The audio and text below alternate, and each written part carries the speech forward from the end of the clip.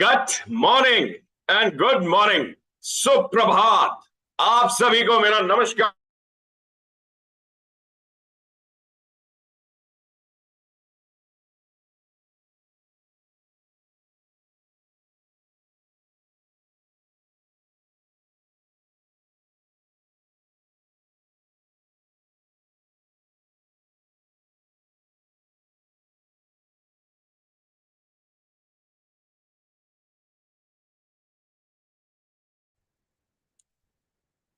मेरा नाम मनीष विधानी है और मुझे आज के कार्यक्रम के लिए आपका सूत्रधार बनकर बहुत ही खुशी हो रही है।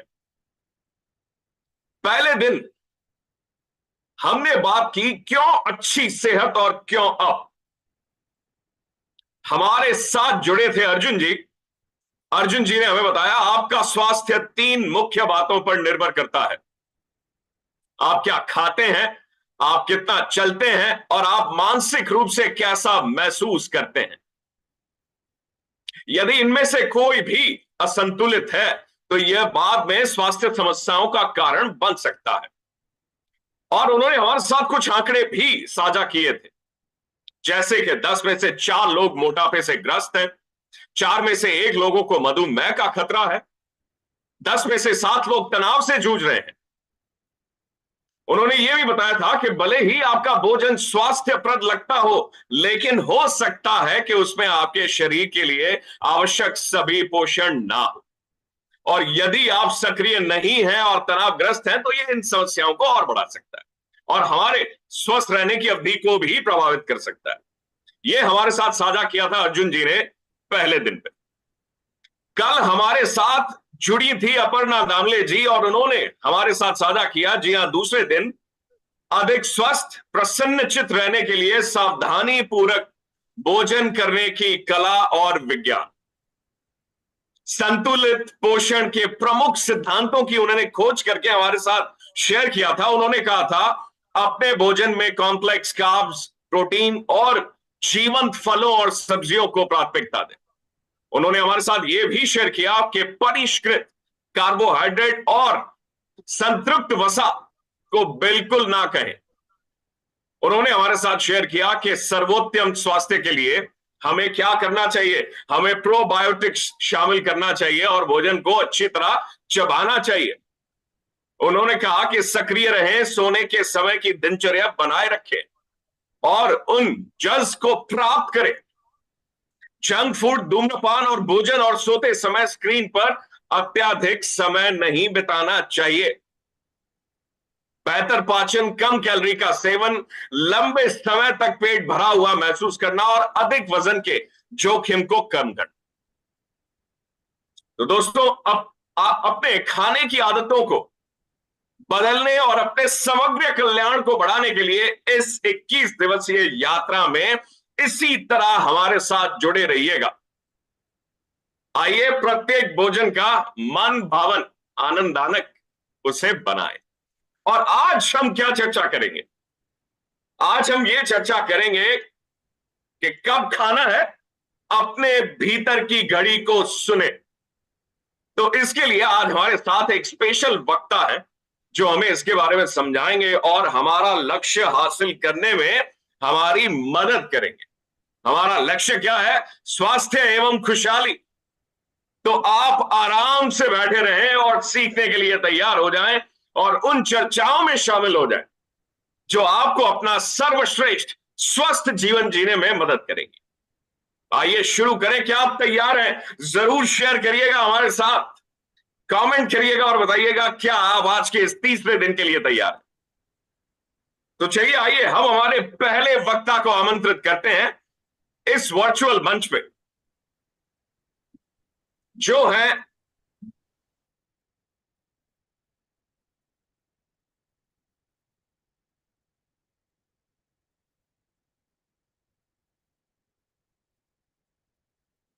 यूएसए से और इन्होंने पोस्ट डॉक्टरल फेलोशिप किया है हार्वर्ड मेडिकल स्कूल यूएसए से। जी हाँ दोस्तों, आपकी जोरदार तालियों के साथ हम स्वागत करेंगे और इस आप वर्चुअल मंच पे आमंत्रित करेंगे डॉक्टर श्याम को। Doctor Shyam, over to you. Thank you, Manish, and a good morning to you. आज आज एक स्पेशल दिन है क्योंकि डॉक्टर स्वाति शुक्ला जो एमए के इनोवेशन साइंस के साइंटिस्ट हैं आज आपको एक दिलचस्प रिसर्च के बारे में बताएंगी। और लेकिन उससे पहले जस्ट इंट्रोड्यूस करो डॉक्टर स्वाति को। डॉक्टर स्वाति है उनका पीएचडी है जीबी पंत यूनिवर्सिटी से। वो गोल्ड मेडलिस्ट भी है और उनका 8 साल से ज्यादातर एक्सपीरियंस है। और वो हमारे एमए के one of the top scientist है जिसका सोच बहुत तेज है और बहुत डीप है। तो मैं बहुत खुश हूँ कि आज वो हमारे साथ है एक अमेजिंग स्टोरी आपको बताने के लिए अबाउट मॉर्निंग न्यूट्रिशन। लेकिन डॉक्टर स्वाति आने से पहले आज का मेरा सोच जरा अलग है क्योंकि लास्ट वीक ही मैंने किसी का मेरा रेडिस का रिपोर्ट पढ़ रहा था। मैंने देखा उसमें एलडीएल कोलेस्ट्रॉल के बारे में। एलडीएल कोलेस्ट्रॉल बहुत ज्यादा था। तो मैं इसके बारे में जरा जानकारी दूं आपको, खासकर उसका रिलेशनशिप क्या है इंडियन पॉपुलेशन के लिए। तो एलडीएल कोलेस्ट्रॉल क्या है? एलडीएल कोलेस्ट्रॉल, इसे अक्सर हम बैड कोलेस्ट्रॉल कहा जाता है। आपके खून में एक तरह की फैट है। High levels of LDL cholesterol आपके ब्लड वेसल की दीवारों में जमा हो सकता है, जिसे प्लैक्स बनता है। और ये प्लैक्स आपके ब्लड वेसल्स को बहुत नैरो बना सकते हैं, जिससे खून का फ्लो मुश्किल हो जाता है। तो ये क्या होता है, इसका इसका नतीजा, इसका प्रॉब्लम क्या है कि हार्ट की जैसे हार्ट बीमारी जैसे हार्ट अटैक्स और स्ट्रोक्स के कारण बन सकते हैं। तो पहले हम जरा डाइटरी हैबिट्स को देखें। तो ट्रेडिशनल इंडियन फूड्स जैसे घी, बटर, फ्राइड स्नैक्स और स्वीट्स जो ज्यादातर सैचुरेटेड फैट से, इसमें रिफाइंड कार्बोहाइड्रेट से और शुगर से भरा होता है, ये एलडीएल कोलेस्ट्रॉल लेवल्स को सिग्निफिकेंटली इंक्रीज कर सकते हैं। फिर दूसरी बात है कि हमारे इंडियंस में जरा जेनेटिक प्रीडिस्पोजिशन होते हैं। तो इसका मतलब है कि हमारे जन्म से ही हमारे जीन्स में एक इफेक्ट है हाई एलडीएल कोलेस्ट्रॉल बनने के लिए। तो इसको डिसलिपिडीमिया कहते हैं, जो ब्लड में अबनॉर्मल लेवल्स ऑफ लिपिड्स का होना होता है। तो फिर तीसरी बात रही कि हमारी मॉडर्न लाइफस्टाइल, ये तो बहुत कंसर्न की बात है। मुझे पता है कि मेरे मेरे रिश्तेदार, मेरे भाई, जो मेरा मेरा कजिन्स हैं, इंजीनियर्स हैं, डॉक्टर्स हैं, उनके उनके दुकान है, वो हर वक्त बैठते रहते हैं। तो ये मॉडर्न लाइफस्टाइल के कारण कई इंडियंस में फिजिकल एक्टिविटीज रिड्यूस हो गई है, जो हाई एलडीएल कोलेस्ट्रॉल और हार्ट डिसीज का रिस्क बनता है, बढ़ाता है। तो अम, तो अब जब मैंने रिस्क फैक्टर डिस्कस कर लिया है, आप सोच रहे होंगे कि हमें कुछ ड्रग्स लेनी चाहिए कोलेस्ट्रॉल रिड्यूस करने के लिए, राइट? आप तो सोचते होंगे। एक्चुअली कुछ रिसर्च ने दिखाया है कि एलडीएल डाइट से भी रिड्यूस रिड्यूस कर सकते हैं एलडीएल कोलेस्ट्रॉल। ऑफ कोर्स, कोई भी डाइट शुरू करने से पहले अपने डॉक्टर या न्यूट्रिशन से कंसल्ट करना जरूरी है। तो मैं आपको एक वेरी इंटरेस्टिंग क्लिनिकल स्टडी के बारे में बताऊंगा अभी। तो आप सुना होगा एक डाइट का नाम, जिसका नाम है वीगन डाइट। तो वीगन डाइट क्या होता है? एक वीगन डाइट एक ऐसी डाइट होती है जो सारे एनिमल प्रोडक्ट्स एक्सक्लूड करती है। इसके मतलब जो सब वीगन डाइट फॉलो करते हैं वो मीट, फिश, मिल्क, चिकन, अंडे, डेयरी प्रोडक्ट्स या कोई भी एनिमल डिराइव्ड प्रोडक्ट्स नहीं खाते। इसके बजाय वो प्लांट बेस्ड फूड्स पर फोकस करते हैं। लेकिन याद रखिए, मैंने कल ही आपको बताया था कि हेल्थी प्लांट बेस्ड, तो ये हेल्थी प्लांट बेस्ड डाइट ही खाते हैं, अनहेल्थी नहीं। तो अभी एक रिसेंट स्टडी हुआ था, एक्साइटिंग रिजल्ट्स के बारे में बताऊंगा। इस स्टडी ने वीगन डाइट और omnivorous डाइट के इफेक्ट्स को हार्ट के हेल्थ पर कंपेयर किया। omnivorous डाइट क्या होते हैं? वो डाइट जो हो हम मीट, मांस, वेजिटेबल सब खाते हैं, मिक्स डाइट होते हैं। तो ये स्टडी पूछ रहा था कि क्या है इम्पैक्ट, ए वीगन डाइट के इम्पैक्ट क्या है, ए omnivorous डाइट के इम्पैक्ट क्या है। तो स्टडी में ऑलमोस्ट 44 आइडेंटिकल ट्विंस शामिल थे। आइडेंटिकल ट्विंस क्यों उन लोग सेलेक्ट करते हैं? क्योंकि उनका जेनेटिक मेकअप एक ही होता है। तो ये स्टडी बहुत इंटरेस्टिंग है। तो इस स्टडी में 44 आइडेंटिकल ट्विन शामिल थे, जिसमें एक ट्विन वीगन डाइट फॉलो कर रहा था और दूसरा ऑमनिवोरस डाइट फॉलो कर रहा था 8 वीक के लिए, 8 हफ्ते के लिए। तो पहले 4 हफ्ते के लिए मील्स रिसर्चर्स ने प्रोवाइड किया गया, और द लास्ट 4 हफ्ते ने पार्टिसिपेंट्स ने खुद मील प्रिपेयर किया एज पर द गाइडलाइंस। उनको बताया गया था कि प्लीज आप एक वीगन डाइट ऐसे स्ट्रिक्टली फॉलो करो और ऑमनिवोरस डाइट स्ट्रिक्टली फॉलो करो। सो 8 वीक के स्टडी थे। उनके main focus LDL cholesterol levels पर था, लेकिन स्टडी ने दूसरे हेल्थ फैक्टर जैसे कि plasma lipids, glucose, insulin level, body weight और कई कई सारी चीज उन्होंने टेस्ट किया। तो रिजल्ट्स अचानक था, अमेजिंग, रिमार्केबल। तो इसके लिए मैं सोचा कि मैं आपको बता दूं ये रिजल्ट। 8 वीक्स के बाद वीगन डाइट्स वाले पार्टिसिपेंट्स ने उनका सिग्निफिकेंट डिक्रीज देखा गया एलडीएल कोलेस्ट्रॉल में, फास्टिंग इंसुलिन में और बॉडी वेट में compare to the omnivorous counterparts. तो ये डाइट का पावरफुल इम्पैक्ट दिखाते हैं हमारे हेल्थ पर, स्पेशली हार्ट हेल्थ पर, जो हम इंडियंस को बहुत केयरफुल होना है, राइट। तो स्टडी ने ये भी देखा कि पार्टिसिपेंट्स के लिए डाइट फॉलो करना, ये जो वीगन डाइट है फॉलो करना कितना इजी था। उनकी एनर्जी लेवल्स बढ़ गया, उनका ओवरऑल सेंस ऑफ वेलबींग बढ़ गया। तो ये कॉम्प्रिहेंसिव अप्रोच इंश्योर करती है कि फाइंडिंग सिर्फ क्लिनिकली, वो जो क्लिनिकल टेस्टिंग के लिए नहीं, हम ये प्रैक्टिकली हमारे जिंदगी में भी ले सकते हैं। तो यही था मेरा आज का सोच।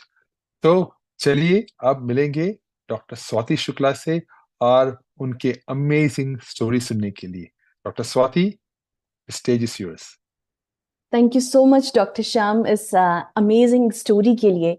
और जैसा कि आपने बताया, इतना इंसाइटफुल था ये।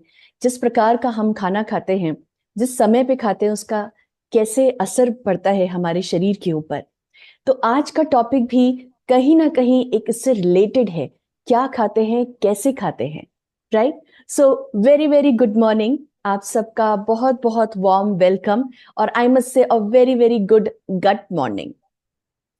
आज का टॉपिक बहुत इंटरेस्टिंग होने वाला है, क्योंकि यहाँ पर हम काफी कुछ बात करेंगे, कुछ ऐसे एक्सपीरियंस के साथ, कुछ ऐसे इंस्टिंक्ट्स के साथ जो हमारे शरीर के अंदर होते रहते हैं, right. So let me just share my screen, give me a moment.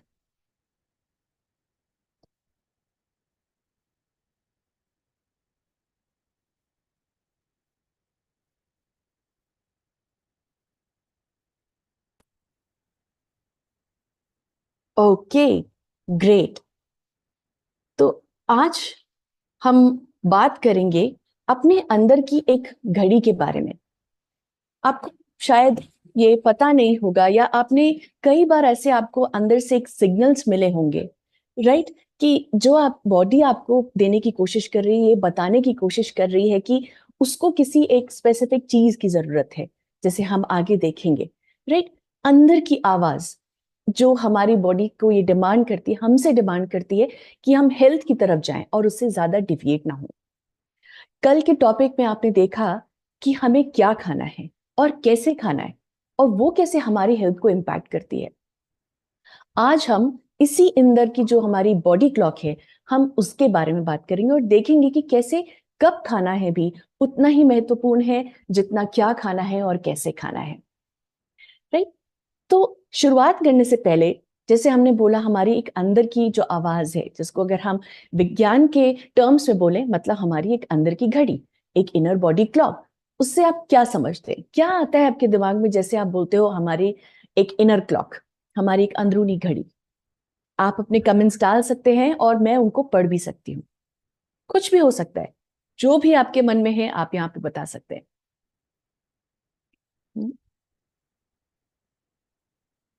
हमारी अंदर की घड़ी जैसे हमारी दीवार पे टिक टिक टिक बोलती है, वैसे हमारे शरीर के अंदर भी बोलती है। और ऐसे बहुत सारे एक्सपीरियंस भी होते होंगे। Very good Satyendra ji, circadian rhythm, yes yes. और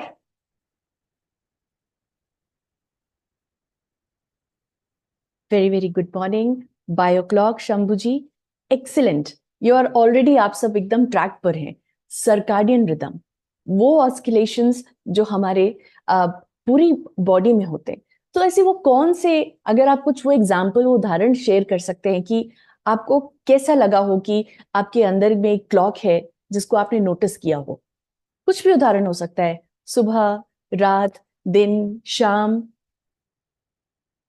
Sign and symptoms, circadian rhythm, hunger, sleep, amazing, heartbeat. Yes, when you be hungry, then we eat. Absolutely. Very good. Amazing. Exactly. हम में से कितने लोगों को ऐसा होता होगा कि हम जब रात जैसे ही होती है, जैसे ही समय आने वाला होता है, जिस टाइम पे हम ज्यादातर सोते हैं, उस टाइम पे हमें खुद से ही जमाई आने लगती है, राइट? या हम जब मॉर्निंग में उठते हैं और हमको ब्रेकफास्ट नहीं मिलता है समय पे, हमारी प्रोडक्टिविटी खत्म हो जाती है, राइट? हमको भूख लगती है, जिसका एक टर्म होता है हैंग्री। मतलब हम हंग्री भी हैं और उसी हंगर के चक्कर में हम एंग्री भी हो जाते हैं, राइट? इरिटेबिलिटी। वो ऐसा नहीं है कि हमारे शरीर को नहीं मिल रहा है, हमारा शरीर भी हमको उल्टा एक सिग्नल दे रहा है कि हमको भूख लग रही है। हमारे शरीर को समय के हिसाब से इस समय खाना मिलना चाहिए। जब नहीं मिल रहा है तो वो साइंस है, जैसे पेट का गुड़गुड़ होना या हमको इरिटेबिलिटी होना, राइट? वो कुछ ऐसे सिम्टम्स है या साइंस है जो हमारी यही अंदर की घड़ी हमको देने की कोशिश कर रही है। और यही होता है हमारा बॉडी क्लॉक। अगर इसको हम एक नेचर या एक प्रकृति से कनेक्ट करने की कोशिश करें कि क्या होता है ये बॉडी क्लॉक, आप देखेंगे चाहे वो एक छोटा सा छोटा पौधा हो, एक पेड़ हो, फूल हो या कली हो, या एक पक्षी हो, पशु हो, सब रात में एकदम शांत हो जाते हैं, राइट? और जैसे ही सुबह की पहली किरण जब पड़ती है हमारे पृथ्वी पे, हमारी धरती पर, धूप की, सूरज की, उसके साथ ये वापस से सबके सब एकदम ही अलाइव हो जाते हैं, राइट? एकदम ही इनके अंदर जीवंतता आ जाती है। ऐसा क्यों होता है? क्योंकि हम सब के अंदर प्रकृति का ये एक नियम है, ये इस प्रकार से एक बनावट, एक संरचना है कि हम जब भी उठते हैं या हम जो सोते हैं, वो हमारी बॉडी क्लॉक के और प्रकृति के बीच में एक सिंक होता है, राइट? और ह्यूमंस, हम भी वैसे ही हैं, रात को सोना और सुबह उठना। लेकिन कितना हो सकता है? प्रकृति के छोटे छोटे जो जीव हैं, पक्षु हैं, पक्षी हैं, ये सभी इसी बॉडी क्लॉक को फॉलो कर रहे हैं। लेकिन हम एज अ ह्यूमन इतने एम्बिशियस हैं, हमारे पास इतनी रिस्पॉन्सिबिलिटीज हैं, हम इतना कुछ हासिल करना चाहते हैं कि हम कितना इन सबको फॉलो कर पाते, राइट? हमारे अंदर भी यही क्लॉक प्रेजेंट है। और आपको भी कभी कभार ऐसा लगा होगा कि हम डिफाइन कर रहे हैं, हम इसी ही बॉडी क्लॉक या जो हमारे अंदर शरीर की जो ये क्लॉक है, हम उसके अगेंस्ट जा रहे हैं, राइट? इसी वजह से शायद हमारी अंदरूनी घड़ी हमें बोलती है कि सुबह उठ के हमें भूख लगनी चाहिए, रात को हमको जम्हाई आनी चाहिए या यौन होना चाहिए, हमें लेथार्जी फील होना चाहिए, क्योंकि वही समय है हमारे पास जब हम अपने बेड पे जाते हैं और हम सोते हैं, अपनी बॉडी को रेस्ट देते हैं। लेकिन हम एज ह्यूमन बीइंग इतने एम्बिशियस हैं कि आप देखिए कि हमको लेट नाइट भूख लगती है, हमें मॉर्निंग में उठ करके थकान लगती है, हमें जमाइयां आती हैं। कितनी बार ऐसा हुआ है? और आई एम श्योर कि आप में से बहुत लोगों को ऐसा एक्सपीरियंस भी हुआ होगा, राइट? तो यही है कि हम अपनी बॉडी क्लॉक के अगेंस्ट जा रहे हैं, हम उसके खिलाफ जा रहे हैं। आई एम वेरी श्योर कि आप में से बहुत लोगों को ये ऐसा फील हुआ होगा, राइट? नाउ अगर अब हम बात करें नेक्स्ट की, तो क्या होती है ये हमारे जो शरीर के अंदर जो ये बॉडी क्लॉक होती है, क्या होता है, राइट? ये जो इनर बॉडी क्लॉक होती है या घड़ी जो है हमारे शरीर की, ये एक 24 घंटे की होती है, जैसे आप में से कई लोगों ने उसको बताया सर्काडियन रिदम, यस, ये मॉर्निंग और नाइट का जो एक पैटर्न है, दिन से लेके रात तक, सुबह से लेके रात तक का, ये 24 घंटे की जो हमारे शरीर के अंदर क्लॉक है, यही हमारी एक रेगुलर बॉडी क्लॉक है। और अगर आप देखिए, इसको हम दो में डिवाइड कर सकते हैं। इसी 24 घंटे को हम 12-12 घंटे में डिवाइड कर सकते हैं। सनराइज से, यानी आपका सूर्य उदय से लेकर के सूर्यास्त तक का समय। जब सूर्य उदय होता है और सूर्यास्त होता है, यानी वो हमारा मेजरली हमारा दिन का समय है। यहाँ पे क्या होता है, मैक्सिमम कोऑर्डिनेशन होता है। आपका शरीर स्फूर्ति वाला होता है, आप एनर्जेटिक होते हो, आपका माइंड भी ज्यादा कंसंट्रेशन होता है, ज्यादा अलर्टनेस होती है, राइट। और उसके बाद आपके जो भी ऑर्गन होते हैं, जैसे आपकी एनर्जी अंदर होती है, जैसे आप पूरे दिन अपने कार्य को करते हो, उसी प्रकार से आपके अंदर के भी जो ऑर्गन्स हैं, वो भी कंटिन्यूअसली आपके इस शारीरिक मूवमेंट्स को सपोर्ट करती है और उसको एक्टिवेट रखती है। लेकिन वैसे ही सूर्यास्त के बाद से अगले दिन के सूर्योदय तक, ये अगला जो हमारा 12 घंटे है, ये एक ऐसा समय होता है जब हमारी बॉडी, जैसे हमको नींद की जरूरत होती है, हमारी बॉडी को भी आराम की जरूरत नहीं होती है, लेकिन बाकी काम की जरूरत होती है। यानी वो एक समय होता है जब हमारे शरीर के अंदर काफी सारा रिपेयर होता है, मेंटेनेंस का काम हो रहा होता है, रीबिल्ड होता है, क्योंकि हमने पूरे दिन तो इस्तेमाल कर लिया, जो भी हमारे अंदर न्यूट्रिएंट्स थे, एनर्जी थे, उसको हमने इस्तेमाल कर लिया। तो रात का वो समय होता है जब वहां पर रिपेयर होता है, रीबिल्ड होता है, और वो समय होता है जब हमारे शरीर को भी, हमारे दिमाग को भी आराम की सख्त जरूरत होती है, राइट। तो यही है हमारी एक बॉडी क्लॉक। 24 घंटे की जो हमारी शरीर के अंदर की अंदरूनी घड़ी है, वही हमारी बॉडी क्लॉक है। नाउ इसको हम एक एग्जांपल से समझते हैं कि बॉडी क्लॉक काम कैसे करती है, क्या होता है उसके अंदर।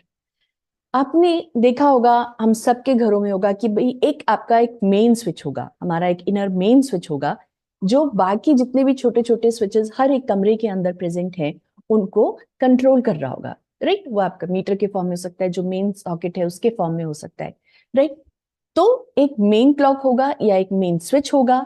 अगर वो आपका काम कर रहा है अच्छे से, वहां पे ट्रिपिंग नहीं हुई है, तो वो आपके बाकी सारे स्विचेस में करंट देगा, और जब जरूरत होगी आप स्विच ऑन करेंगे और काम करेगा आपका घर। आपके घर में लाइट होगी, फैन होगा, हवा चल रही होगी, जहां पे भी उन इंस्ट्रूमेंट्स की जरूरत है, वो सब आपको मिलेगा। उसी प्रकार से जैसे एक मेन स्विच का काम होता है, हमारे शरीर के अंदर भी एक ऐसा मेन स्विच होता है, या उसको हम इनर क्लॉक जो बोलते हैं, राइट। वो हमारे होता है ब्रेन में, राइट। वो हमारे ब्रेन में वो स्विच प्रेजेंट होता है। अब जब एक बार वो एक्टिव हो गई, उसके अंदर वो जो एक एक वाइब्रेशन है, एक जैसे मेन स्विच में आपका करंट पास होता है, वैसे ही इसको भी जब वो स्टिमुलस मिलता है, तो ये क्या करता है, छोटे छोटे जितने भी स्विचेस हैं या छोटे छोटे जितने भी क्लॉक्स हैं हमारे शरीर के अंदर, अलग अलग जगह पे इंडिविजुअल क्लॉक्स, क्योंकि वो जो क्लॉक्स हैं वो अलग अलग जगहों पे अलग अलग ऑर्गन्स में फिट है, राइट। आपका जब ब्रेन का मेन क्लॉक या मेन स्विच ऑन हुआ, उसके बाद क्या हुआ, आपके जो अलग अलग ऑर्गन के स्विचेस हैं, वो क्लॉक से वो सब एक्टिवेट हो जाते हैं।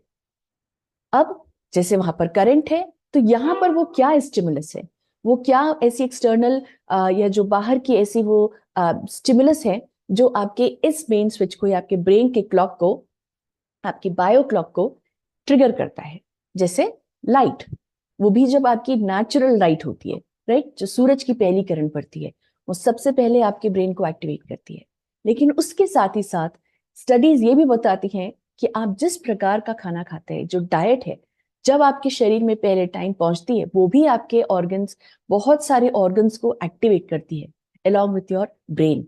और इसके साथ ही साथ एक्सरसाइज भी, जो फिजिकल मूवमेंट होता है हमारी बॉडी में, जब हम बेड पे होते हैं तो फिजिकल मूवमेंट इतना नहीं है, लेकिन जब हम सोकर उठते हैं, हमारा फिजिकल मूवमेंट जैसे शुरू होता है, वो भी एक सिग्नल है, इसी ही लाइट की तरह, इसी ही डाइट की तरह, जो आपके जो ऑर्गन क्लॉक्स हैं उनको एक्टिवेट करता है, उनके अंदर लाइफ लेकर के आता है, राइट। सो अब इससे होता क्या है, अब आपके जो ये बॉडी क्लॉक है, राइट, अब आप सोच सकते हैं, आप इमेजिन कीजिए, जब आपका ब्रेन एक्टिव है, आपका ये बॉडी क्लॉक, आपके जो ऑर्गन के अंदर अलग अलग घड़ियां हैं, जब वो एक्टिवेट हो गई हैं, तो वो कैसे और क्या क्या किस प्रकार के जो हमारे शरीर के अंदर कार्य प्रणाली चल रही है या फंक्शंस चल रहे हैं, उसको इम्पैक्ट करता है। आप गेस कर सकते हैं और अपना कमेंट यहाँ पर चैट में ऐड कर सकते हैं। कुछ भी आपके मन में है, जब आपका ब्रेन एक्टिवेट है, जब आपके शरीर के अंदर अलग अलग घड़ियां एक्टिवेट है, तो कौन से वो फंक्शंस है जो इससे इम्पैक्ट हो सकते हैं?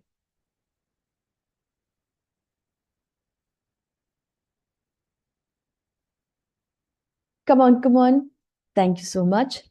प्यास लगती है, भूख लगती है, हेमा देसाई जी। यस, गर्मी लगती है, ठंड लगती है, बिल्कुल बिल्कुल, yes.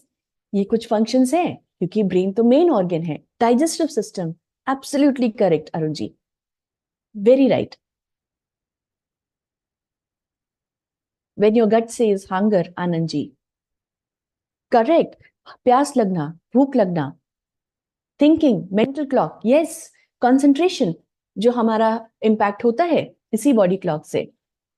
Very good, very good, amazing. यही कुछ फंक्शंस हैं, और आप देख सकते हैं कि कितने वाइड अरे ऑफ फंक्शंस हैं और उनसे जुड़े हुए कितने सारे ऑर्गन्स हैं, जो इसी ही, जब आपका ब्रेन एक्टिव होता है, जब आपके ऑर्गन की जो घड़ियां हैं वो एक्टिव होती हैं, तो किस प्रकार से आपके ये बॉडी क्लॉक आपके अलग अलग फंक्शंस को इम्पैक्ट कर सकता है। चाहे वो आपका सोना हो, और सिर्फ सोना नहीं, अगर आपकी ये बॉडी क्लॉक ठीक होगी, आपकी दीवार पे घड़ी अगर जो टंगी हुई वो ठीक होगी, तो ही आप सही समय पर सोएंगे, सही समय पर जागेंगे, सही समय पे अपने सब काम करेंगे, राइट? तो बॉडी क्लॉक ठीक होगी, आपका जो सोने का टेंडेंसी, जिस प्रकार की आप स्लीप ले रहे हैं 7 से 9 घंटे की, वो आप अश्योर कर सकते हैं। आप में से कितने लोगों ने बताया even alert mind, focus, alertness, concentration, वो भी इंपैक्ट होता है। स्ट्रेस हार्मोन, या स्ट्रेस को जो मैनेज करने की क्षमता होती है, वो भी। ग्रोथ हार्मोन, जो हमारे शरीर की ग्रोथ के लिए, ओवरऑल डेवलपमेंट के लिए, छोटे छोटे भागों के रिपेयर मेंटेनेंस के लिए बहुत इंपॉर्टेंट है। बॉडी टेम्परेचर कंट्रोल, आप में से अभी बताया कि किस प्रकार से ठंड लगती है, गर्मी लगती है, वो भी कंट्रोल होता है हमारी बॉडी क्लॉक से। डाइजेशन, न्यूट्रिएंट एब्जॉर्प्शन, ये अलग अलग प्रकार की डाइजेस्टिव जो क्षमता होती है उसमें भी क्लॉक प्रेजेंट है, जहां पर सिर्फ ब्रेन का क्लॉक नहीं, आप जिस समय पे खाना खा रहे हैं उससे भी वो ट्रिगर होती है क्लॉक। तो yes, digestion, nutrient absorption, heart rate, वो भी इंपैक्ट होता है।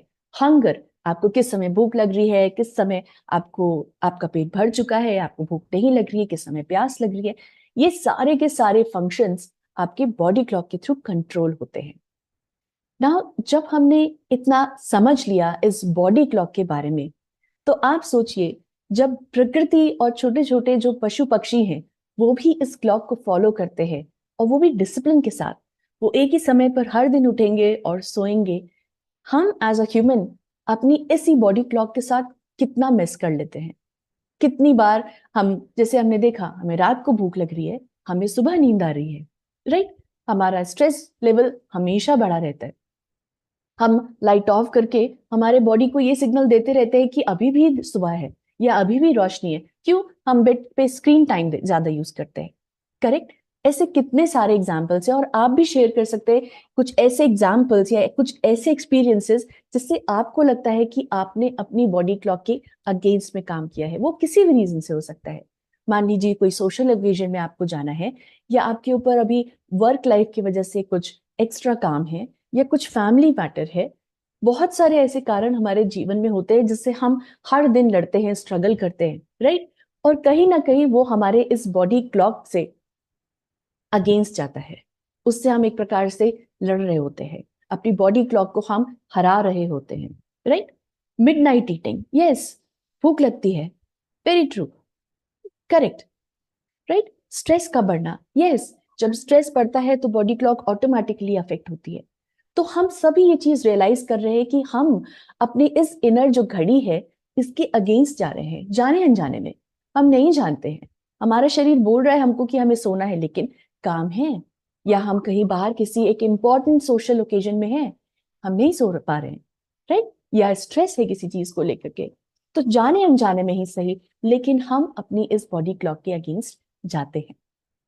तो इसीलिए, जैसे डॉक्टर श्याम ने बताया, इसके बहुत सारे हेल्थ इम्प्लीकेशंस होते हैं, राइट? आप किस प्रकार का खाना खाते हैं, किस समय पे खाते हैं, इन सब का असर पड़ता है। जैसे आपने देखा, डाइजेशन सिस्टम, राइट? आप में से कितने लोग होंगे जो बोलेंगे हम हेल्दी खा रहे हैं, हम पानी अच्छा पी रहे हैं, हम एक्सरसाइज कर रहे हैं, लेकिन कोलेस्ट्रॉल लेवल हमारा हाई है। क्यों? कहीं ना कहीं आप ये नोटिस कीजिए, मे बी आप सही समय पर नहीं सो रहे हैं या सही समय पे खाना नहीं खा रहे हैं, अच्छा खा रहे हैं लेकिन शायद सही समय पर नहीं खा रहे हैं।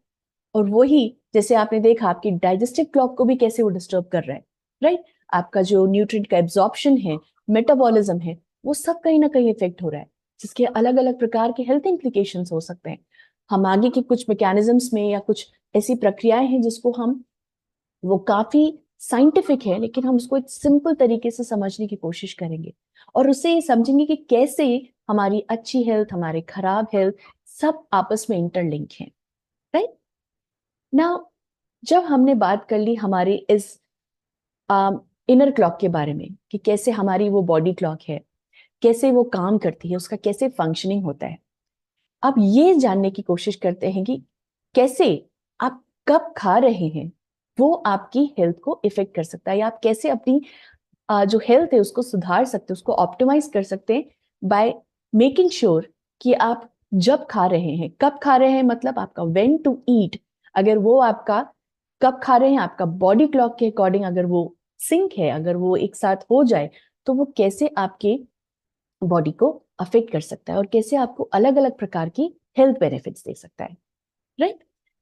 नाउ जब हम बात करते हैं कब खाना है, मतलब ये हो गया हमारा फूड क्लॉक, हमारी बॉडी क्लॉक के हिसाब से, उसके अनुसार जब हम खाना खा रहे हैं तो वो हमारा हो गया फूड क्लॉक। जैसे पशु पक्षी खाते हैं, वो रात पे नहीं खाते, वो सुबह उठते हैं तभी उनके जो खाने की जो एक जो सिलसिला होता है वो शुरू होता है। उसी प्रकार से हमारे बॉडी क्लॉक जब सोकर उठ रही है, हमारी बॉडी, हमारा शरीर, उसके हिसाब से जब हम खा रहे हैं, जब हमारा बॉडी सोने की तरफ जा रहा है उस तरफ हम खाना बंद कर रहे हैं, अगर ये सिंक है तो ये हमारी हुई फूड क्लॉक। तो फूड क्लॉक में भी दो चीजें मायने रखती हैं, जैसे कि आपने कल भी देखा, टाइप ऑफ फूड, क्या खा रहे हैं, कब खा रहे हैं के साथ साथ क्या खा रहे हैं, ये भी बहुत मैटर करता है, right. Type of food, time of food. Now जब हम बात करते हैं कि टाइप ऑफ फूड, किस प्रकार का खाना होना चाहिए, उसका क्या कॉम्पोजिशन हो सकता है, ये एक सिंपल एग्जाम्पल है, राइट। ये डेफिनेटली एक हेल्दी कॉम्बिनेशन, अगर आप देखें fat, protein, carbs, complex carbs, आप एक अच्छा सा सैलेड बनाएं जिसके अंदर अच्छा प्रोटीन सोर्स हो, उसके अंदर आप स्प्राउट्स डाल रहे हैं, आप उसमें हेल्दी फैट डाल रहे हैं सैलेड ड्रेसिंग की तरह, उसके अंदर आपकी कॉम्प्लेक्स कार्ब्स प्रेजेंट है। अगर आप उसको मॉर्निंग में खा रहे हैं या दिन दिन में खा रहे हैं, क्या हो रहा है, आपका शरीर उसको अच्छे से इस्तेमाल कर पा रहा है। अगर आप उसको लेट नाइट खाएंगे, मान लीजिए सोने से ठीक पहले आप खा रहे हैं, आप उसमें आधा घंटे का भी गैप नहीं दे रहे हैं खाने के बाद, क्या होगा, बॉडी क्लॉक आपको कुछ सिग्नल दे सकता है। कुछ लोगों को यही प्रोटीन का सोर्स है, जैसे वो दाल हो गया, किसी प्रकार का, किसी भी प्रकार का हो गया, आप उसको खाएंगे, कई लोगों को ब्लोटिंग होती है, गैस फॉर्मेशन होता है, राइट, क्योंकि आपने अपनी बॉडी को उस बॉडी क्लॉक के हिसाब से समय नहीं दिया, या आपने फूड क्लॉक के अनुसार खाना नहीं खाया, और वो बॉडी के सिग्नल्स हैं।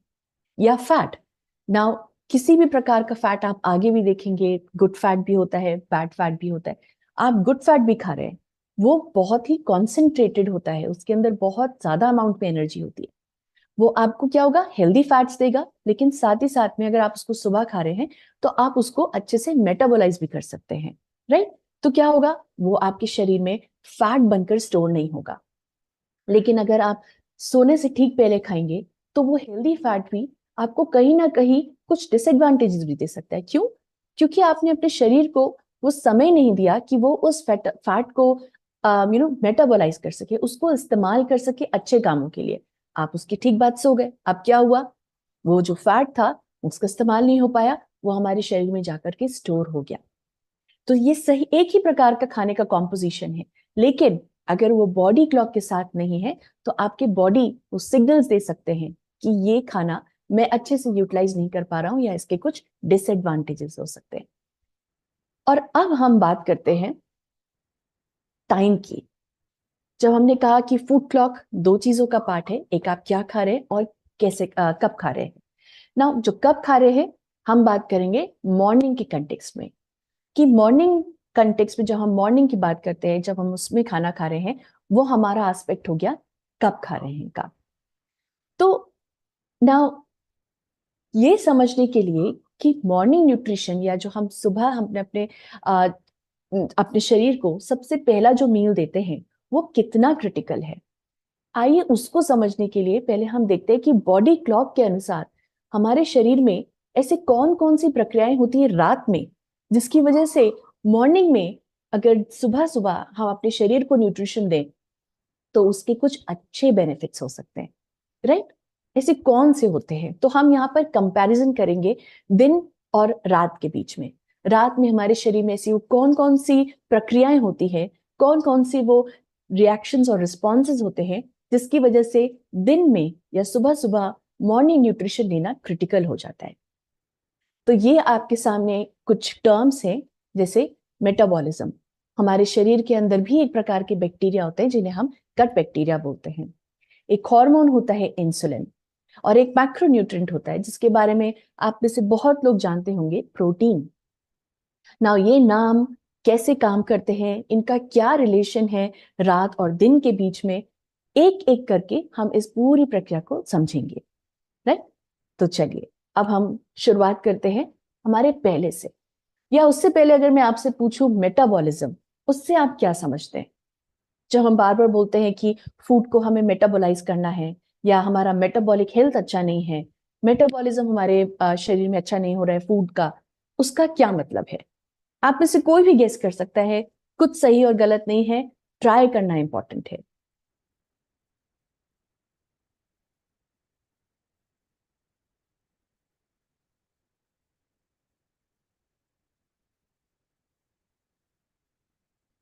ये एक बहुत ही बेसिक प्रक्रिया है जो हमारे शरीर के अंदर होती है, right. Break down of food into energy, Satyendra ji amazing, Akash ji digestive part, rate at which your body converts food into it, amazing entrepreneur life, very good very good.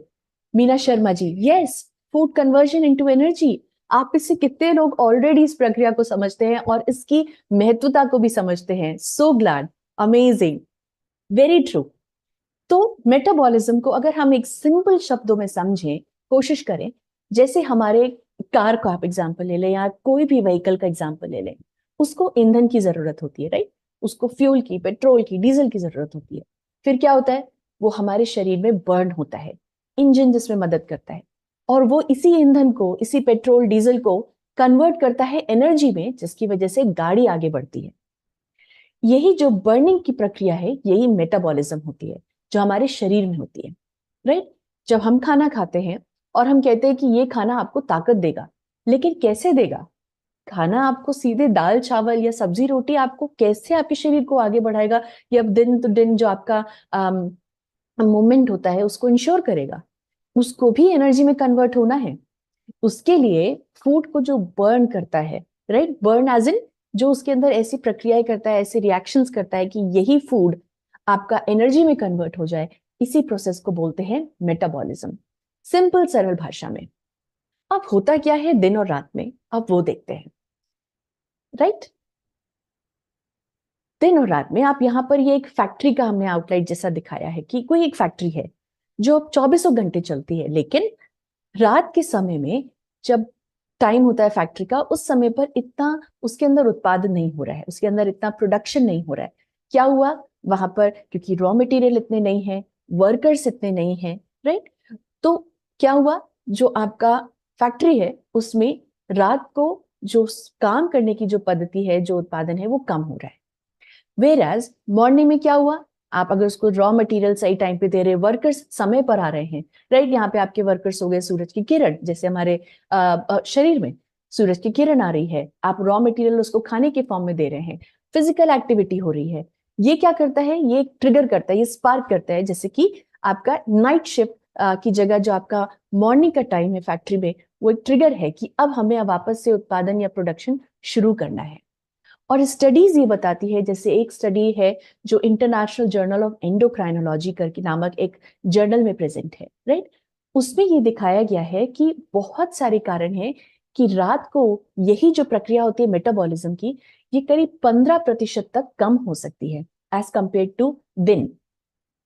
क्यों ऐसा होता है, क्योंकि पहली बात, दिन के कंपैरिजन में हमारी फिजिकल एक्टिविटी कम होती है। और एक बहुत ही इंटरेस्टिंग कॉन्सेप्ट है आयुर्वेदा में जिसे बोलते हैं जठराग्नि। जठराग्नि का मतलब क्या है, जो हमारी पेट, जहाँ पे डाइजेशन हो रहा है, वहां पे जो अग्नि है, अग्नि मतलब वो एक एनर्जी जो फूड को डाइजेस्ट करती है, मेटाबोलाइज करती है, राइट? वो एक अग्नि हमारे शरीर में रात में कम हो जाती है। इससे होता क्या है, जो भी हम खाना खाएंगे वो इतनी पावर के साथ या इतनी इफिशिएंट तरीके से, कारगर तरीके से ना डाइजेस्ट हो सकती है, ना मेटाबोलाइज हो सकती है। बल्कि दिन में अगर आप वही फूड देंगे तो वो अग्नि ज्यादा प्रज्वलित होती है दिन के समय। यानी आप जो भी खाना देंगे वो अच्छे से डाइजेस्ट होगा, मेटाबोलाइज होगा। और दिन में आपकी फिजिकल एक्टिविटी भी ज्यादा होती है। दिन में आपने जैसे देखा कि आपकी मेन जो क्लॉक है ब्रेन, और उसके साथ जो आपके ऑर्गन क्लॉक्स हैं वो सब एक्टिवेट हो जाते हैं। तो आपकी बॉडी निरंतर काम कर रही है। इसी की वजह से जो आपका ये मेटाबॉलिक रेट भी होता है वो हाई होता है। कब? दिन के समय। तो अब आप मुझे बताइए कि क्या मॉर्निंग में खाने में आपको बेनिफिट्स हैं या रात को या लेट नाइट में खाने में आपको बेनिफिट्स हैं, राइट? वो आपको एनर्जी कब देंगे, मॉर्निंग में या रात में? आप जो भी खाना खाएंगे वो आपके शरीर को कब ज्यादा लगेगा, रात में या दिन में या सुबह के समय?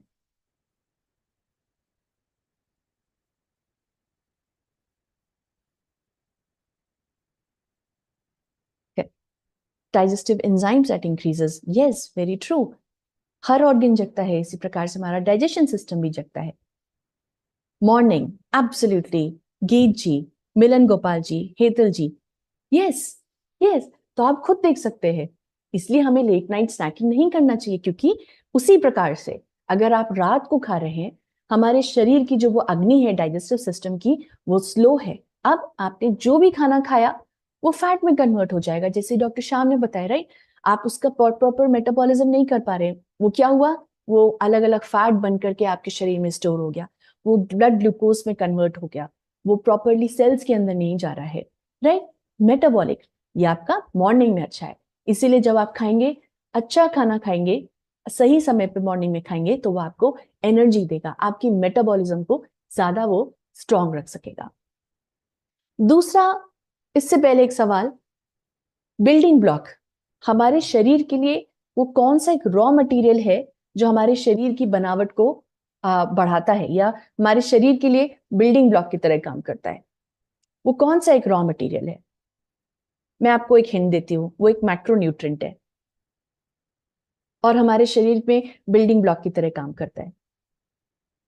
Amazing responses, thank you so much. Yes, morning, it is morning, yes.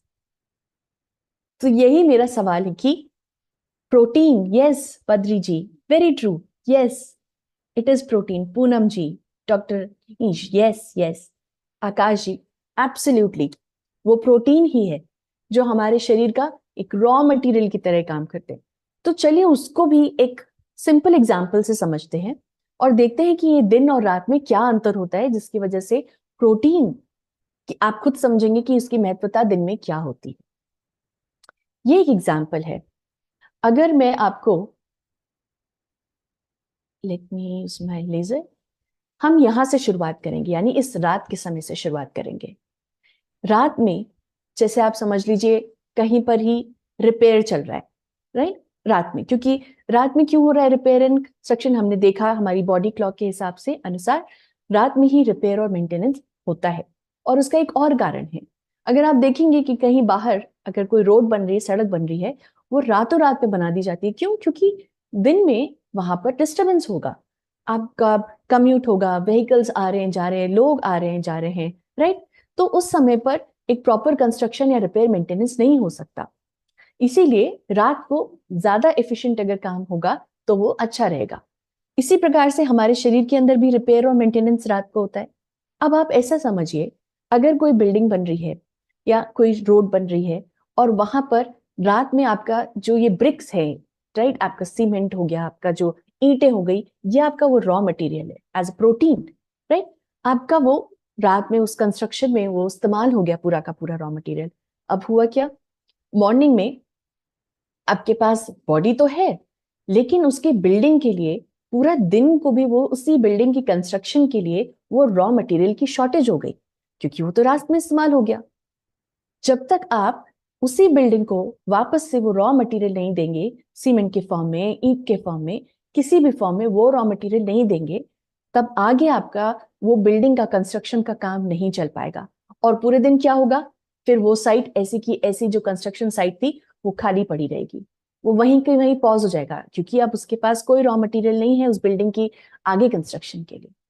और इसी प्रकार से जो हमारे शरीर का बिल्डिंग ब्लॉक होता है प्रोटीन, जब रात में बॉडी क्लॉक के अनुसार उसका इस्तेमाल हो गया है कंस्ट्रक्शन के लिए, रिपेयर के लिए, मेंटेनेंस के लिए, तो हुआ क्या, दिन में तो आपके शरीर में इतना प्रोटीन बचा नहीं, या सुबह सुबह तो प्रोटीन बचा नहीं जो आपको पूरे दिन की जो भी एक्टिविटीज होती है, क्योंकि शरीर की गतिविधियां चलती रहेंगी, लेकिन वो रॉ मटेरियल नहीं है, तो कहीं ना कहीं आपका शरीर कॉम्प्रोमाइज करेगा, राइट।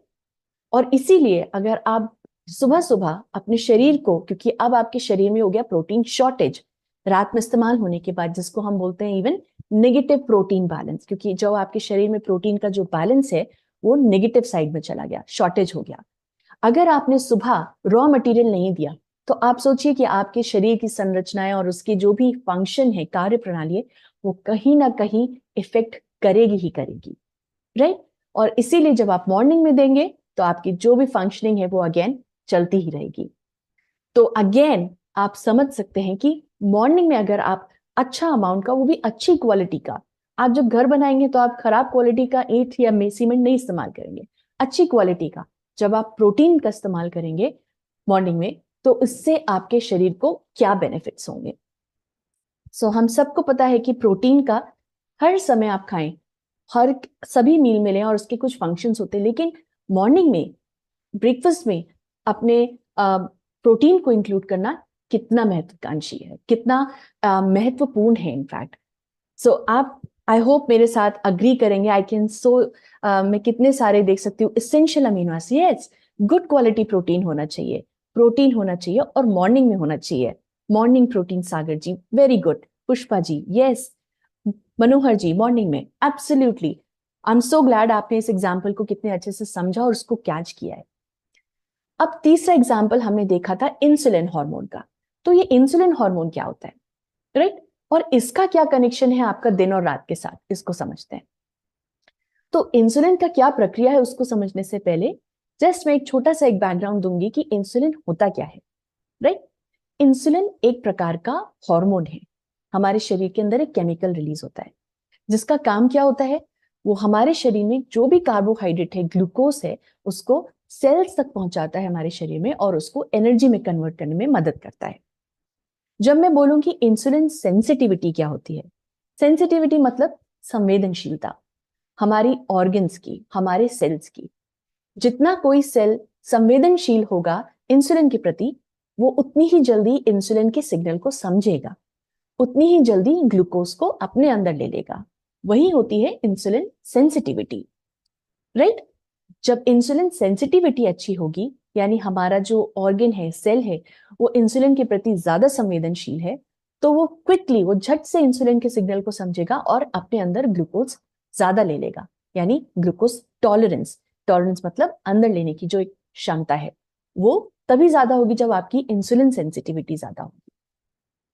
नाउ जब आपने समझ लिया कि इंसुलिन हार्मोन क्या होता है और इंसुलिन सेंसिटिविटी होती है, तो दिन और रात में क्या फर्क होता है, अब ये समझते हैं। समझ लीजिए आपका इंसुलिन एक ट्रैफिक पुलिस की तरह है, राइट। अगर आप देखें तो यहाँ ट्रैफिक पुलिस है, या एक ट्रैफिक लाइट की तरह, अगर आप देखें ट्रैफिक लाइट लगी है। अब आप सबने देखा होगा हमारे सब शहरों में ट्रैफिक पुलिस कब खड़ी होती है या ट्रैफिक लाइट्स कब जल रही होती है, दिन में कि रात में। आई एम श्योर आप सब ये आंसर जानते ही हैं, बहुत ही सिंपल, दिन में। दिन में ट्रैफिक पुलिस आपको ज्यादा दिखेगी, राइट, या आपको ट्रैफिक लाइट्स जो फंक्शनल होंगी वो दिन में ज्यादा दिखेंगी। इसका क्या मतलब हुआ, इससे क्या होता है, जब आपकी ट्रैफिक लाइट चल रही होती है, आपका ट्रैफिक पुलिस खड़ा होता है, तो वो डायरेक्ट करता रहता है कि कौन सी गाड़ी को किस तरफ जाना है, कौन सी डेस्टिनेशन पे सही समय पे पहुंचने के लिए। वो एक ट्रैफिक का जो ऑर्गेनाइजेशन है उसका सिस्टमैटिक होना बहुत जरूरी होता है। इंसुलिन यही काम करता है। दिन के समय में इंसुलिन का सिक्रीशन या इंसुलिन के प्रति जो संवेदनशीलता होती है ऑर्गन्स की, वो ज्यादा होती है। स्टडीज जैसे बहुत सारे क्लिनिकल पब्लिकेशंस में आप देखेंगे, जैसे स्लीप क्लिनिक मेडिसिन करके एक जर्नल है। इसके अलावा बहुत सारे देखेंगे जिसमें आप देखेंगे कि इंसुलिन के प्रति जो सेंसिटिविटी है, संवेदनशीलता है, वो मॉर्निंग में ज्यादा है और रात में कम है। तो हुआ क्या, जब इंसुलिन दिन में प्रेजेंट है, आपके शरीर में जो भी ग्लूकोज आ रहा है वो उसको अच्छे से डायरेक्ट कर पाएगा कि उसको कहाँ जाना है, कौन से ऑर्गन में जाना है और ऑर्गन को लेना है। अगर वही भीड़, वही ट्रैफिक गाड़ियों का रात में हुआ और आपकी ट्रैफिक लाइट या ट्रैफिक पुलिस नहीं है, तो क्या होगा, वहां पे तो जाम लग जाएगा, इजंट इट? क्योंकि इंसुलिन की संवेदनशीलता है वो भी कम है रात में। अब इंसुलिन तो जो ग्लूकोज है ऑर्गन्स वो ले नहीं पा रहा है। जैसे आपका रात में ट्रैफिक जैम, राइट, गाड़ियों को कहाँ जाना है, कौन से डेस्टिनेशन पे पहुंचना है, डेस्टिनेशन भी क्लोज है, तो क्या होगा, सड़कों पे जाम लगेगा। और यही एक रीजन है कि बोला जाता है कि लेट नाइट स्नैकिंग नहीं करनी चाहिए, क्योंकि आप जितना भी ग्लूकोज देंगे वो आपके शरीर के ऑर्गन्स तक नहीं पहुंच पाएगा, क्योंकि उस टाइम पर जो ये ट्रैफिक लाइट है, इंसुलिन या ट्रैफिक पुलिस है, वो नहीं है। तो क्या होगा, और आपके जो ऑर्गन्स है वो भी शट डाउन है या वो कम काम कर रहे हैं, तो सारा का सारा ग्लूकोज आपके ब्लड लेवल में ही रह जाएगा, आपके ब्लड में ही रह जाएगा, वो अपने डेस्टिनेशन तक नहीं पहुंच पाएगा। और इसीलिए बोला जाता है कि अगर आप रात में खाते हैं तो ब्लड शुगर स्पाइक्स जो होते हैं, जो उसमें उछाल आता है, वो ज्यादा होता है, राइट। या आपको वो इंस्टेंट एनर्जी तो देगा लेकिन बाद में आपको फटीग करेगा, राइट, क्योंकि भीड़ हो गई है सड़कों पे, ग्लूकोज आपका ब्लड में प्रेजेंट है लेकिन वो डेस्टिनेशन तक नहीं पहुंच पा रहा है, राइट। और इसके बाद उससे ही रिलेटेड और सारे भी कंडीशंस हो सकते हैं, ना कि सिर्फ ब्लड ग्लूकोज लेवल, लेकिन कोलेस्ट्रॉल लेवल वो भी बहुत हाई हो जाता है, राइट। एलडीएल कोलेस्ट्रॉल, जो बैड कोलेस्ट्रॉल होता है हमारे शरीर में, बढ़ जाता है, ब्लड प्रेशर बढ़ जाता है, राइट, अगर इंसुलिन सेंसिटिविटी ज्यादा समय तक अच्छे से काम नहीं करेगी। जबकि दिन में अगर आप अच्छा अमाउंट का कॉम्प्लेक्स कार्बोहाइड्रेट ले रहे हैं तो क्या होगा, अब आप खुद सोचिए, वो सही पहुंचेगा अपनी अपनी जगहों पे, फिर क्या होगा, ब्लड शुगर लेवल पे स्पाइक भी नहीं आएगा। क्यों? क्योंकि ट्रैफिक पुलिस प्रेजेंट है, वो आपके बॉडी में जो भी ग्लूकोज है जैसे ही आपके शरीर में आ रही है उसको अलग अलग ऑर्गन्स में पहुंचा पा रहा है, राइट। तो आपका ब्लड ग्लूकोज में स्पाइक्स नहीं होगा, वो एक स्टेबल रहेगा। जब आपका ब्लड शुगर स्टेबल है तो आप ज्यादा समय तक एनर्जेटिक फील करेंगे, और इसके बाद जो भी और भी हेल्थ कॉम्प्लिकेशंस होती हैं आप उसको भी, राइट, कंट्रोल कर पाएंगे, आप उसके रिस्क को कम कर पाएंगे। So again, morning versus night, कब खाना ज्यादा बेनिफिशियल होता है? आई एम श्योर आप सब समझ गए हैं, मॉर्निंग में। यस, वेरी ट्रू, मॉर्निंग में खाना जरूरी है।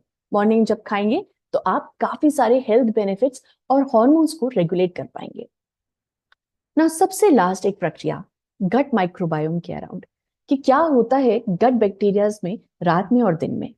उससे पहले एक छोटा सा ग्लिम्स कि गट माइक्रोबायोम और गट बैक्टीरिया होता क्या है ना। हम में से काफी लोग गट बैक्टीरिया का जब हम नाम सुनते हैं बैक्टीरिया का, तो हमको लगता है कि सब बैक्टीरिया खराब है, या काफी लोगों को मैं अपने ग्रैंड पेरेंट्स को बोलूंगी तो वो मुझे यही बोलेंगे कि बैक्टीरिया तो अच्छा नहीं है हमारे शरीर के लिए। बट यहाँ पे दूसरा है, जैसे हम एक सोसाइटी में रहते हैं, हमारे आसपास एक कॉलोनी है, हमारे शरीर के अंदर भी स्पेशली स्टमक एरिया में, एक आंतों के आसपास, पेट के आसपास एक कॉलोनी है, स्पेशली आंतों के आसपास, इंटेस्टाइन पे, जो गट माइक्रोबायोटा की होती है, जो अलग अलग माइक्रो ऑर्गेनिजम्स होते हैं, जीवाणु की होते हैं, उनसे मिलकर के बना होता है, राइट। उसमें बैक्टीरिया होते हैं, मैक्सिमम बैक्टीरिया होते हैं, राइट, वो प्रेजेंट होते हैं ना। ये बैक्टीरिया करोड़ों और अरबों की तादाद में प्रेजेंट होते हैं और हमारे शरीर को बहुत सारे हेल्थ बेनिफिट्स दे सकते हैं, टू दैट एक्सटेंड कि इसको हम सेकंड ब्रेन बोलते हैं। हमारे मेन ब्रेन के बाद अगर सेकंड ब्रेन होता है तो यही होता है, इस गट माइक्रोबायोटा की वजह से होता है ना। ये जो गट बैक्टीरिया होते हैं, जैसे कि आप यहाँ पर एक एग्जाम्पल दे सकते हैं, एक एग्जाम्पल है, राइट। कुछ होते हैं जो हेल्दी गट होते हैं, यानी जिन्हें हम गुड बैक्टीरिया बोलते हैं, और कुछ बैड बैक्टीरिया बोलते हैं। गुड बैक्टीरिया क्या होते हैं, हमारे शरीर को बेनिफिट्स देते हैं, वो अलग अलग प्रकार के मेटाबोलाइट्स बनाते हैं, वो न्यूट्रिएंट्स बनाते हैं जैसे विटामिन के, राइट, हमारे शरीर की इम्यूनिटी को बढ़ाते हैं, और उसका कनेक्शन होता है, वो हमारी फंक्शनिंग, हमारी ब्रेन की जो फंक्शनिंग होती है उसको भी इम्पैक्ट कर सकते हैं। तो वो हो गए गुड बैक्टीरिया। इसके साथ साथ जो बैड बैक्टीरिया होते हैं, जो हमारे शरीर को नुकसान पहुंचा सकते हैं, उनको भी कम करने का काम करते हैं। तो अगर एक आप हेल्दी गट की बात करें तो हमेशा वहां पर गुड गट या गुड गट बैक्टीरिया ज्यादा होने चाहिए, और जो हमारे बैड बैक्टीरिया हैं वो कम होने चाहिए। ना ये जो गुड बैक्टीरिया होते हैं ये बहुत सारे जो फैक्टर्स होते हैं उनसे इन्फ्लुएंस होते हैं। जैसे मान लीजिए आप किस प्रकार का खाना खा रहे हैं, राइट? आप कॉम्प्लेक्स कार्ब्स ले रहे हो या सिंपल कार्ब्स ले रहे हो, क्योंकि हमारे शरीर के जो गट बैक्टीरिया है इनका खाना है गुड कॉम्प्लेक्स कार्ब्स, यानी फाइबर, वो उसका अच्छा एक फूड है। तो आप किस प्रकार का खाना खा रहे हो वो इम्पैक्ट करता है। और जैसे आपको डॉक्टर शाह ने बताया, एनिमल वर्सेस प्लांट बेस्ड भी अगर आप बोल रहे हो, स्टडीज बताती है कि प्लांट बेस्ड बैक्टीरिया जो फूड होते हैं वो हमारे गट बैक्टीरिया के लिए बहुत अच्छे होते हैं। और स्पेशली अगर मैं बात करूं कि जो हेल्दी प्लांट बेस्ड फूड होते हैं, राइट? क्योंकि आपके अनहेल्दी भी प्लांट बेस्ड फूड हो सकते हैं, राइट? जो कि पूरे पूरे प्लांट सोर्सेस से बने हुए लेकिन हाई इन फैट हो, शुगर हो, उसकी जगह हमारे जो हेल्दी प्लांट बेस्ड फूड्स होते हैं, अगर आप अच्छे अमाउंट में सीजनल फ्रूट्स, वेजिटेबल्स, साबुत अनाज है, आप जब उनको ले रहे हो तो वो आपके गट बैक्टीरिया को पॉजिटिवली इंपैक्ट करते हैं। तो आप समझते हैं कि क्या कनेक्शन है गट फिजियोलॉजी का और बॉडी क्लॉक का, राइट? स्टडीज ने देखा है कि जैसे हमारा जो बॉडी होता है वो ऑस्किलेट करता है, वो मूव करता है दिन और रात के बीच में, जो हमारा गट बैक्टीरिया होता है उसका जो संगठन होता है, यानी जो उसका कॉम्पोजिशन होता है और उसकी जो फंक्शनिंग है वो भी ऑस्किलेट करती है दिन और रात के बीच में, राइट? तो आप ऐसे समझिए कि अगर मान लीजिए हमारा यही कॉलोनी, यही सोसाइटी रात का समय है तो शांत है, राइट? वो सन्नाटा होगा, अंदर अंदर वो घर के अंदर हम कुछ भी कर सकते, लेकिन बाहर वही कॉलोनी आपकी शांत होगी, राइट? अब अगर आप वही कॉलोनी अगर सही समय पर सुबह उठ रही है, राइट, तो क्या होगा? जो आपकी सिटी है अब वो एक शांत कॉलोनी से एक बसलिंग कॉलोनी हो चुकी है, वहां पर लोगों का आना जाना, जो गाड़ियां हैं उनका आना जाना सब हो रहा है। लेकिन अगर सारी की सारी गाड़ियां अपने अपने घरों से लेट निकलेंगी तो क्या होगा? सिर्फ ट्रैफिक जाम लगेगा। लेकिन अगर वो सही समय पर उठ रहे हैं, सही समय पर अपना सारा काम करके ऑफिस के लिए निकल रहे हैं, तो आपकी सिटी ऑर्गेनाइज रहेगी, एक हेल्दी एनवायरनमेंट वाला रहेगी। अब मान लीजिए यही आपका जो सन्नाटा वाले जो एक रात का समय है कॉलोनी का, लेकिन वहां पर आपका जो ये पड़ोस है, ये जो आपका नेबरहुड है, यहां पर अगर प्रॉपर एक सिक्योरिटी सिस्टम नहीं है, राइट, प्रॉपर विजिलेंस नहीं है, क्या होगा? रात को चोर ज्यादा आ सकते हैं, इनफैक्ट दिन में भी आ सकते हैं यही चोर, और ये आपकी इस कम्युनिटी को ऑर्गेनाइज नहीं रहने देंगे, राइट? कहीं चोरी हो गई, कहीं डाका हो गया, पुलिस आ गई, ट्रैफिक जाम लग गया, तो फिर आपकी वो ऑर्गेनाइज सिटी नहीं रहेगी। इसी प्रकार से गट फिजियोलॉजी, जो हमारा गट माइक्रोबायोटा होता है, वो काम करता है। जिस प्रकार से हमारी बॉडी ऑस्किलेट करती है, हमारा गट माइक्रोबायोटा भी ऑस्किलेट करता है। और स्टडीज देखी गई हैं कि अगर हमारा खाने का पैटर्न हमारे इसी बॉडी क्लॉक के हिसाब से हुआ तो वहां पर हमेशा गुड बैक्टीरिया होंगे, यानी आप सही समय पे उठ रहे हो, साथ ही साथ में सही समय पे खा भी रहे हो, तो जो गुड गट बैक्टीरिया हैं वो ज्यादा होंगे। लेकिन अगर आपका टाइम फ्लक्चुएट हुआ, अगर आप अपनी इस बॉडी क्लॉक के हिसाब से खाना नहीं खा रहे हैं, तो मोर ऑफ क्या होगा? बैड बैक्टीरिया पैदा होते हैं, उनकी संख्या या उनका जो आप प्रपोर्शन बोलेंगे वो ज्यादा होता है हमारे गट में, और उसको करेक्ट करना जरूरी होगा। अगर आप अच्छे से करेक्ट करेंगे, सही समय पे उठने का आप कोशिश करेंगे, सही समय पे खाएंगे, अपने ब्रेकफास्ट को मिस नहीं करेंगे, तो आपके शरीर के अंदर गुड बैक्टीरिया ज्यादा होंगे जो अल्टीमेटली आपकी हेल्थ को इम्पैक्ट करेगा। तो ये हो गया आपका गट फिजियोलॉजी, कैसे आपका गट बैक्टीरिया भी दिन रात में और दिन में कैसे वो ऑस्किलेट करता है। तो अब आप खुद सोचिए कि क्या होता है ऐसा रात में कि मॉर्निंग में खाना आपके लिए ज्यादा बेनिफिशियल हो जाता है, राइट? तो समराइज करने के लिए, एक सिर्फ समरी के लिए हम देखते हैं कि मॉर्निंग न्यूट्रिशन क्यों जरूरी है, सुबह खाना क्यों जरूरी है, रात में ऐसा क्या होता है कि दिन में या सुबह सुबह खाना जरूरी है। तो क्या होता है? पहले आपका मेटाबॉलिक रेट जो होता है वो दिन में या रात में कम हो जाता है, 15% तक कम हो सकता है। रात में नेगेटिव प्रोटीन बैलेंस क्रिएट होता है, यानी प्रोटीन की शॉर्टेज हो जाती है, उसका इस्तेमाल होता है, इसलिए दिन में खाना खाना जरूरी है समय पे। इंसुलिन की जो संवेदनशीलता है, इंसुलिन सेंसिटिविटी है या ग्लूकोज टॉलरेंस है, वो रात को कम होती है, वो मॉर्निंग में ज्यादा होती है। और लास्ट आपका गट बैक्टीरिया, आपने देखा कि कैसे उसमें ऑल्टरेशन होते हैं दिन और रात के, और कैसा उसी समय पे खाना खाना जरूरी होता है ताकि आप मॉर्निंग न्यूट्रिशन से बेनिफिट ले सकें, और कैसे मॉर्निंग न्यूट्रिशन एक क्रिटिकल रोल प्ले करता है। तो हमने क्या देखा था? Morning nutrition equals to time, right? यानी कब खाना है। अब हम देख सकते हैं और अच्छे से समझ सकते हैं कि morning nutrition equals to health. अगर आप मॉर्निंग में खाना खा रहे हैं तो वो स्वास्थ्य है। अगर आप रेगुलर इंटेक कर रहे हैं ब्रेकफास्ट का तो आपका शरीर हेल्दी रहेगा। लेकिन अगर आप स्किप कर रहे हैं ब्रेकफास्ट तो उससे काफी सारे हेल्थ इश्यूज हो सकते हैं। और क्या हेल्थ इश्यूज हो सकते हैं लॉन्ग टर्म में, या क्या बेनिफिट्स होते हैं? ये तो हमने देखा कि दिन रात में खाना खा रहे हैं और इसलिए मॉर्निंग में ब्रेकफास्ट क्रिटिकल है, लेकिन पूरे दिन में भी उसके क्या बेनिफिट्स होते हैं ये हम आगे के और भी सेशंस में अच्छे से जानेंगे। नाउ ये एक छोटी सी स्लाइड है सिर्फ आपको बताने के लिए कि जो भी हमने अभी तक साइंस पढ़ी है उसके पीछे भी एक हिस्ट्री है। आप जानते हैं कि नोबेल प्राइज एक बहुत बड़ा प्राइज होता है जो वैज्ञानिकों को मिलता है हर साल। वो बहुत स्क्रूटनी करते हैं, जिन्होंने काम किया हो बहुत अच्छे से उनको नोबेल प्राइज दिया जाता है। 2017 में इन 3 साइंटिस्ट को इसी ही विज्ञान के ऊपर जो उन्होंने काम किया उसके लिए उनको नोबेल प्राइज मिला था।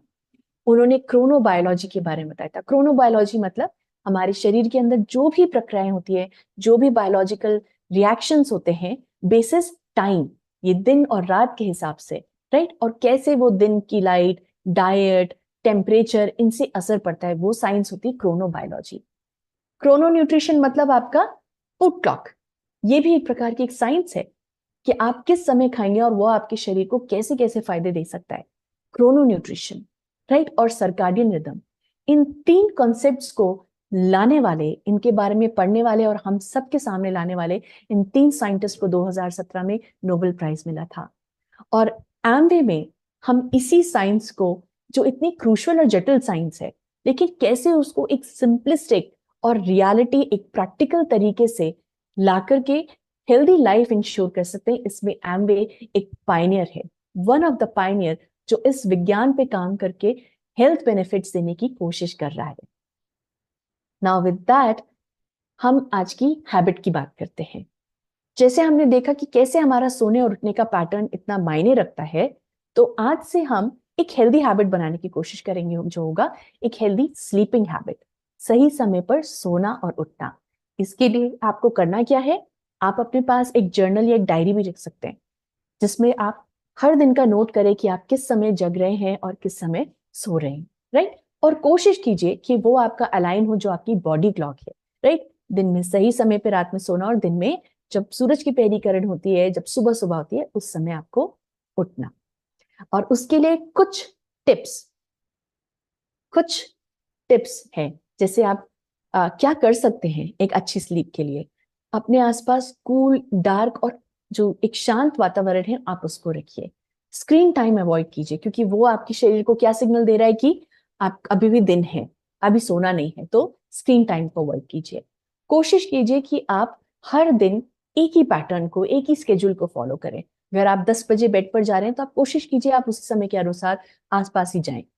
और 7 से 9 घंटे की क्वालिटी स्लीप के लिए कोशिश कीजिए।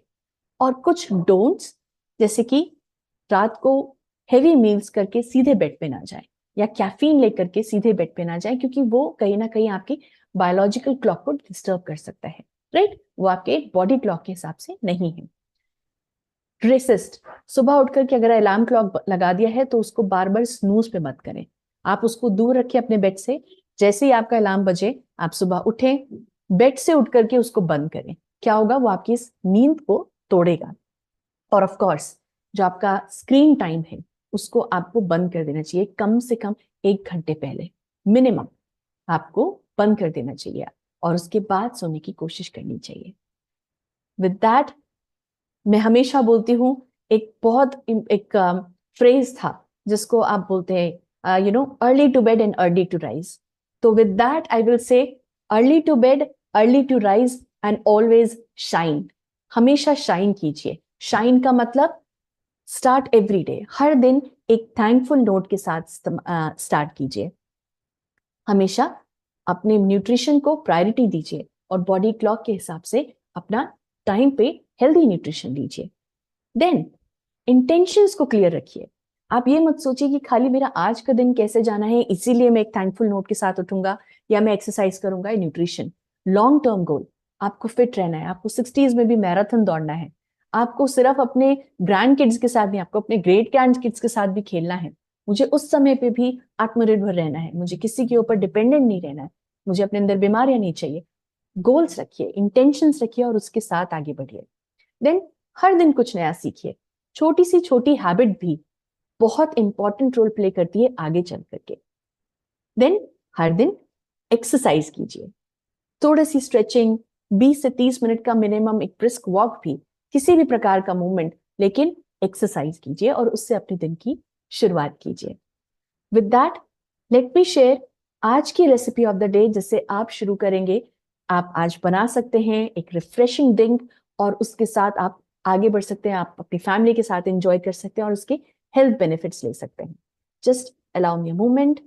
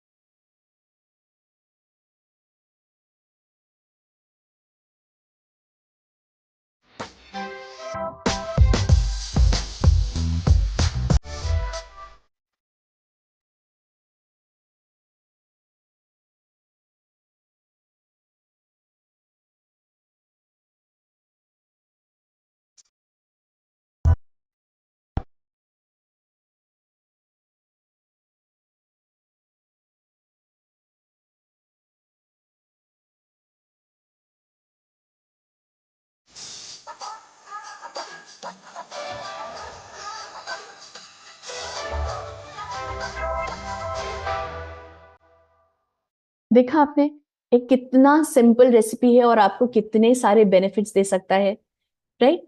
क्योंकि यही सारी चीजें हमारे पूरे दिन का और इनफैक्ट लॉन्ग टर्म में बेनिफिट्स दे सकता है। इतनी गर्मी में आप खीरा और पुदीना जैसे वेजिटेबल्स और हर्ब्स का इस्तेमाल कर सकते हैं। आप देखिए खीरे में 94% वाटर होता है, जो इस गर्मी में हाइड्रेशन करने में कितनी मदद करेगा।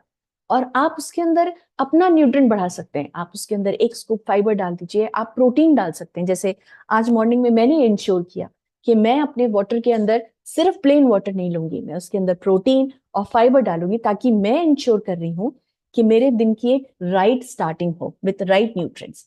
तो आप भी ऐसा कर सकते हैं और ये एक रेसिपी एक सिंपल है और सब इसको लाइक करेंगे। सिर्फ आप नहीं, आपकी फैमिली में हर कोई इसको लाइक करेगा, राइट? तो आज ही आप इसको ट्राई कर सकते हैं, ये आपको बहुत हेल्थ बेनिफिट्स देगा।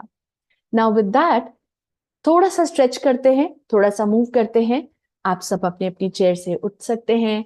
आपको जो भी इंस्ट्रक्टर वहां पर आपको बता रहा है, आप उसको फॉलो करते हुए आज की इस इजी एक्सरसाइज को कर सकते हैं। ये कुछ बेसिक आसनास है जो आपके शरीर के लिए बहुत अच्छे होंगे। So let me play that video for you.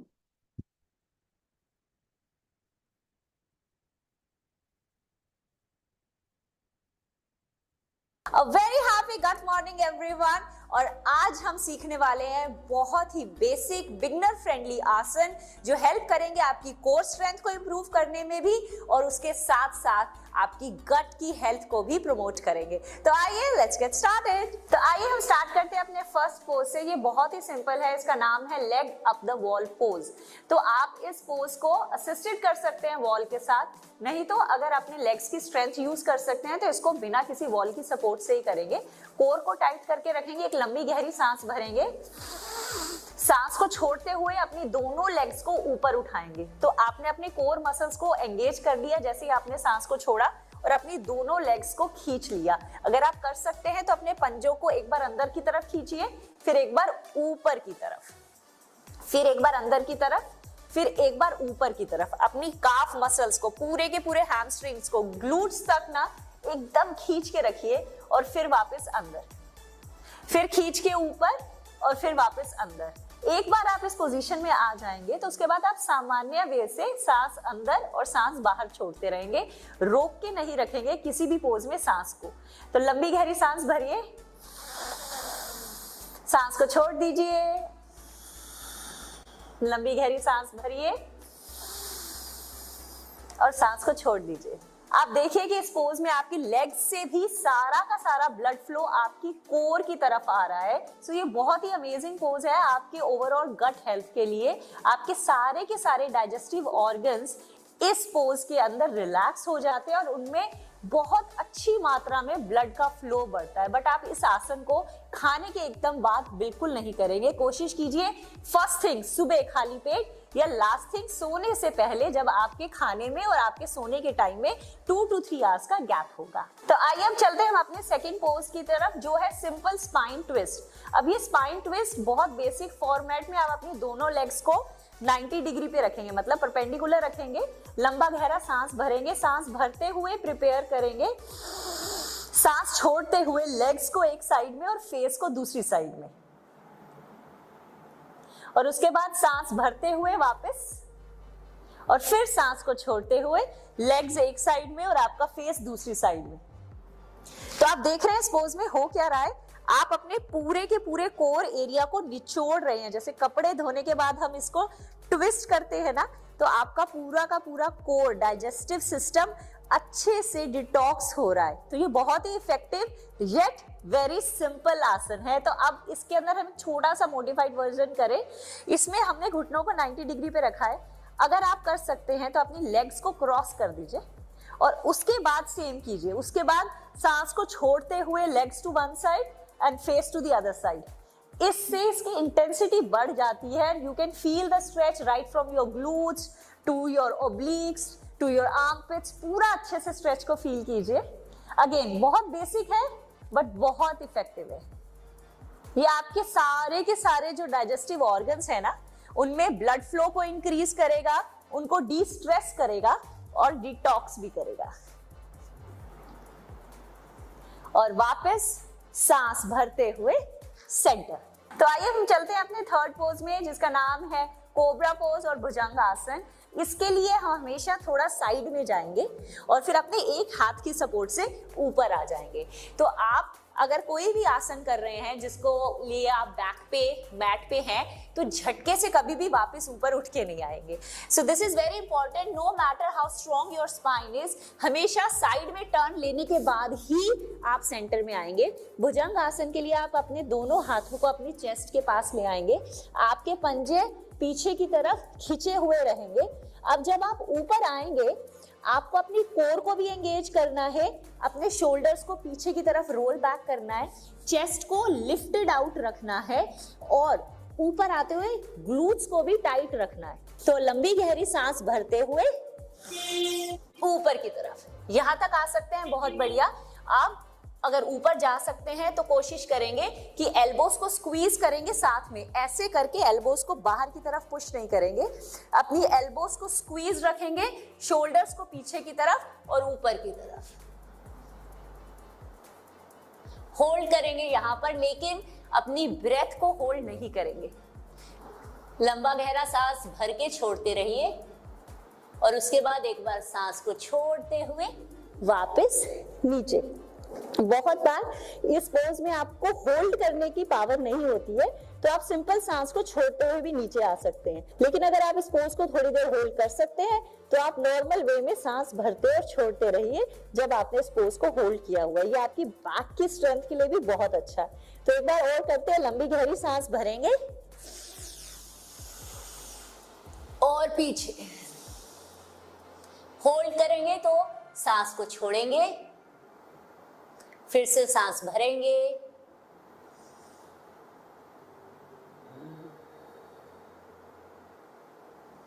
सांस छोड़ते हुए वापस।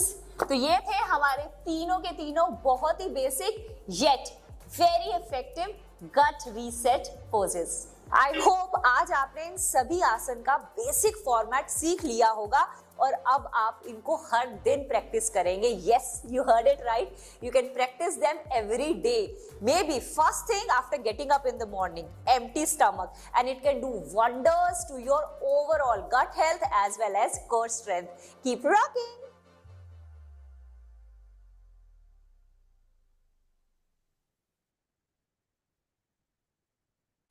ऑलराइट, सो मैं आशा करती हूँ कि आपको आज का ये सेशन अच्छा लगा हो।